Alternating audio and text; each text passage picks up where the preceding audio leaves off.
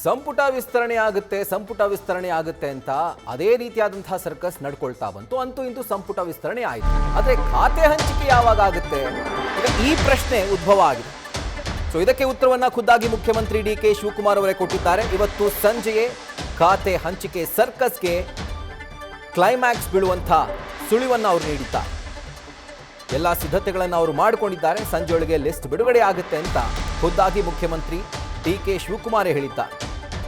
ಅಧಿವೇಶನ ಇನ್ನೇನು ಶುರುವಾಗುತ್ತೆ, ಅದಕ್ಕಿಂತ ಮುಂಚೆ ಇರುವಂಥ ಅಥವಾ ಪದಗ್ರಹಣ ಮಾಡಿರುವಂಥ ಎಲ್ಲ ಮಂತ್ರಿಗಳು ತಮ್ಮ ತಮ್ಮ ಖಾತೆಯನ್ನು ವಹಿಸಿಕೊಳ್ಬೇಕು.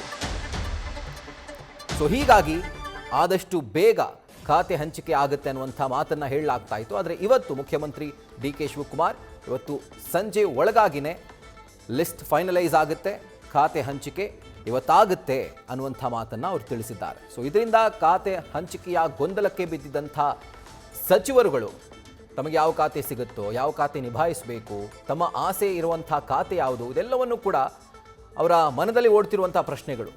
ಸೊ ಅದಕ್ಕೆ ಇವತ್ತು ಸಂಜೆಯೊಳಗೆ ಉತ್ತರ ಸಿಗುತ್ತೆ ಅಂತ ಮುಖ್ಯಮಂತ್ರಿ ಡಿ.ಕೆ.ಶಿ ಹೇಳಿದ್ದಾರೆ.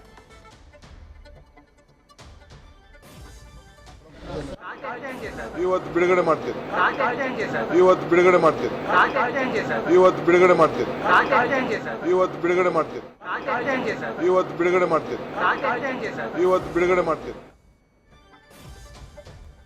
ಸೊ ಖಾತೆ ಹಂಚಿಕೆಯ ಲಿಸ್ಟ್ ಇವತ್ತು ಬಿಡುಗಡೆ ಆಗುತ್ತೆ. ಇದು ಮುಖ್ಯಮಂತ್ರಿ ಡಿ.ಕೆ. ಶಿವಕುಮಾರ್ ಅವರು ನೂತನ ಸಚಿವರಿಗೆ ಖಾತೆ ಏನು ಹಂಚಿಕೆ ಆಗಿಲ್ಲ ಇನ್ನೂ ಕೂಡ, ಅದಕ್ಕೆ ಸಂಬಂಧಪಟ್ಟಂತೆ ಕೊಟ್ಟಂಥ ಆನ್ಸರ್.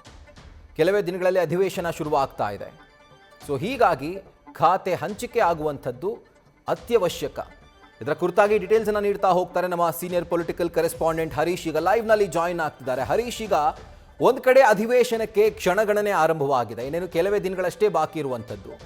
ಅದರ ಜೊತೆಗೆ ಇನ್ನೂ ಖಾತೆನೇ ಸಚಿವರಿಗೆ ಸಿಕ್ಕಿಲ್ಲ ಅಂತಂದ್ರೆ ಸದನದಲ್ಲಿ ಯಾವ ರೀತಿಯಾಗಿ ಸರ್ಕಾರ ಡಿಫೆಂಡ್ ಮಾಡಿಕೊಳ್ಳುತ್ತೆ ಅಂತ ವಿಪಕ್ಷಗಳು ಕೇಳುವಂತಹ ಪ್ರಶ್ನೆಗಳಿಗೆ, ಅದರ ಜೊತೆಗೆ ಖಾತೆ ಹಂಚಿಕೆಯ ಸರ್ಕಸ್ ಎಲ್ಲಿವರೆಗೂ ಬಂದಿದೆ, ಯಾರಿಗೆ ಯಾವ ಖಾತೆ ಅನ್ನುವಂತಹ ಸುಳಿವು ಸಿಕ್ಕಿದ್ಯಾ ಹರೀಶ್? ಮುಖ್ಯವಾಗಿರುವಂಥದ್ದು ಅಧಿವೇಶನಕ್ಕೆ ಇನ್ನು ಒಂದು ದಿನ ಮಾತ್ರ ಬಾಕಿ ಇದೆ. ಆದರೆ ಈ ಕ್ಷಣದವರೆಗೂ ಕೂಡ ಖಾತೆ ಹಂಚಿಕೆ ಆಗಿಲ್ಲ ಅನ್ನುವಂಥ ಚರ್ಚೆಗಳು ಕೂಡ ದೊಡ್ಡ ಮಟ್ಟದಲ್ಲಿ ಆಗ್ತಿದೆ. ಪ್ರತಿಪಕ್ಷಗಳು ಸಹಜವಾಗಿ ಇದನ್ನೇ ಕೂಡ ಪ್ರಮುಖ ಅಸ್ತ್ರವನ್ನಾಗಿ ಕೂಡ ಮಾಡಿಕೊಳ್ಳೋದಕ್ಕೆ ಈಗ ಮುಂದಾಗಿದ್ದಾವೆ. ಅಂದರೆ ಸದನದಲ್ಲಿ ಈ ವಿಚಾರವನ್ನು ಕೂಡ ಪ್ರಸ್ತಾಪ ಮಾಡ್ತವೆ ಅಂತ ಹೇಳಲಾಗ್ತಿದೆ. So CM DK. ಶಿವಕುಮಾರ್ ಅವರು ಕೆಲವೇ ಕ್ಷಣಗಳ ಹಿಂದಷ್ಟೇ ಕೂಡ ಒಂದು ಮಾತನ್ನು ಹೇಳಿದ್ದಾರೆ.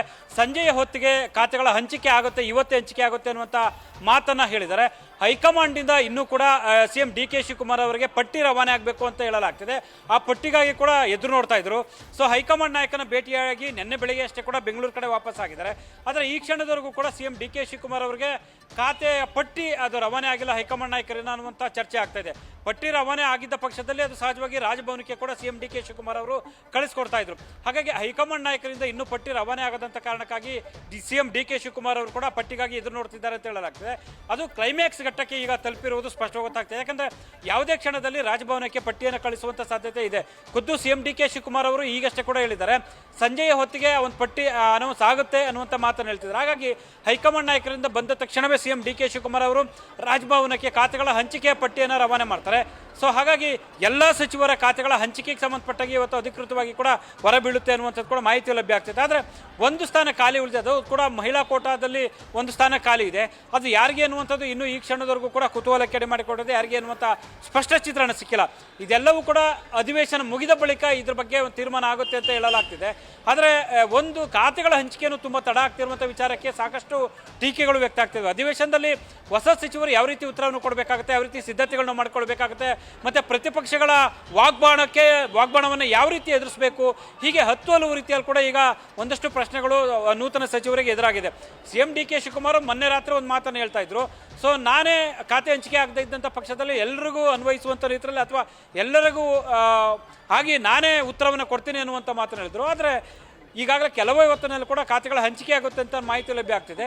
ಸೊ ಹಾಗಾಗಿ ಸಚಿವರು ತರಾತುರಿಯಲ್ಲಿ ಕೂಡ ಸಿದ್ಧತೆಗಳನ್ನ ಮಾಡ್ಕೊಳ್ಬೇಕಾಗುತ್ತೆ ಅಧಿವೇಶನದಲ್ಲಿ. ಯಾಕಂದ್ರೆ ಹಿಂದೆ ಇದ್ದಂಥ ಸಂಪುಟದಲ್ಲಿ ನಿಭಾಯಿಸಿರುವಂಥವ್ರಿಗೆ ಸಹಜವಾಗಿ ಕೂಡ ಅವ್ರಿಗೆ ಒಂದು ಅನುಭವ ಇದೆ, ನಿಭಾಯಿಸಬಹುದು ಅಂತ ಛಾತಿ ಇರುತ್ತೆ. ಆದರೆ ಹೊಸ ಸಚಿವರಿಗೆ ಒಂದು ಸಾಧಕ ಬಾಧಕಗಳಾಗಿರ್ಬೇಕು, ಯಾವ ರೀತಿ ಉತ್ತರವನ್ನು ಕೊಡಬೇಕಾಗಿರುತ್ತೆ, ಮತ್ತು ಯಾವ ರೀತಿ ಪ್ರಶ್ನೆಗಳನ್ನ ಫೇಸ್ ಮಾಡಬೇಕಾಗುತ್ತೆ, ಯಾವ ರೀತಿ ಸಿದ್ಧತೆಗಳನ್ನ ಮಾಡ್ಕೊಳ್ಬೇಕಾಗುತ್ತೆ, ಹೀಗೆ ಹತ್ತು ರೀತಿಯಲ್ಲಿ ಕೂಡ ಸಹಜವಾಗಿ ಪ್ರಶ್ನೆಗಳು ಎದುರಾಗುತ್ತೆ. ಹಾಗಾಗಿ ಹೊಸ ಸಚಿವರಿಗೆ ಒಂದು ರೀತಿಯಲ್ಲಿ ಸಂಕಷ್ಟದ ಪರಿಸ್ಥಿತಿ ಅಂತಲೇ ಕೂಡ ಹೇಳ್ಬೋದಾಗಿದೆ.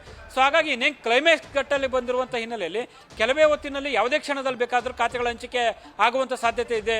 Rahul. Right Harish, thank you ಡೀಟೇಲ್ಸ್ಗೆ. ನ್ಯೂಸ್ ಫಸ್ಟ್ ನಿರ್ಭೀತಿಯಿಂದ ನಿಮ್ಮ ಪರವಾಗಿ.